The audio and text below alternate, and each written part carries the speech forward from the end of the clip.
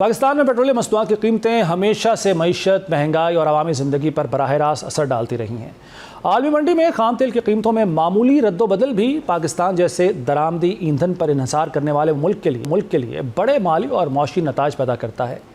यही वजह है कि वफाकी हुकूमत ने अब पेट्रोलियम प्राइसेस स्टेबलाइजेशन फ़ंड कायम करने का फ़ैसला किया है, जिसका बुनियादी मकसद कीमतों में अचानक आने वाले शदीद उतार चढ़ाव के असरात को कम करना है। बज़ाहिर ये एक इंतज़ामी इक़दाम दिखाई देता है, लेकिन हकीकत में इसके पीछे मुआशी इस्तेहकाम, मालियाती नज़्म ज़ब्त और आवाम को कीमतों के शदीद झटकों से बचाने की एक बड़ी हिकमत अमली कारफरमा नज़र आती है।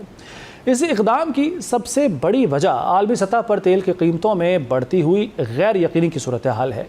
गुज़श्ता चंद बरस में मशरिक़ वस्ता की कशीदगी, रूस यूक्रेन जंग, बहरी रास्तों में रुकावटें और ओपेक प्लस की पैदावार से मुतालिक पॉलिसियाँ और आलमी तलब व रसद में तब्दीलियों ने खाम तेल की कीमतों को गैर मामूली तौर पर मुतासिर किया है। पाकिस्तान चूँकि अपनी पेट्रोलियम ज़रूरियात का बड़ा हिस्सा दरामद करता है, इसलिए आलमी कीमतों में इजाफा बराह रास्त दरामदी बिल, ज़र मुबादला के ज़ख़ायर और रुपए की कदर पर दबाव डालता है। ऐसे हालात में हुकूमत के लिए हर 15 रोज़ के बाद कीमतों में नुमाया रद्दोबदल करना न सिर्फ मुआशी बल्कि सियासी तौर पर भी एक मुश्किल फ़ैसला बन जाता है।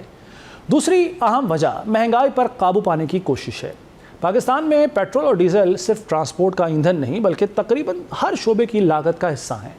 जैसे ही ईंधन महंगा होता है, माल बर्दारी के अखराजात बढ़ जाते हैं, ज़राई शोबे की पैदावारी लागत में इजाफा हो जाता है और सनतों के अखराजात बढ़ते हैं और बिलाखिर अशिया खुरनोश समेत तकरीबन हर चीज़ की कीमत मुतासिर होती है। इसीलिए हुकूमत चाहती है कि अगर आलमी मंडी में अचानक कीमतें बढ़ भी जाएं तो इस फंड के ज़रिए फ़ौरी माली सहारा फराहम करके आवाम पर पड़ने वाला बोझ किसी हद तक कम किया जा सके। इस फैसले का एक और अहम पहलू मालियाती मनसूबाबंदी है।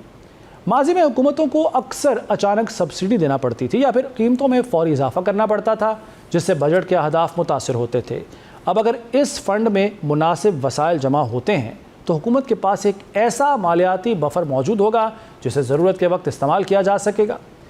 इससे न सिर्फ बजट साजी में आसानी होगी बल्कि पेट्रोलियम कीमतों के हवाले से फ़ैसले भी ज़्यादा मुनज़्ज़म अंदाज में किए जा सकेंगे। ताहम इस मंसूबे की कामयाबी का इन्हिसार सिर्फ फ़ंड के क़याम पर नहीं बल्कि इसके तरीक़ाकार पर होगा।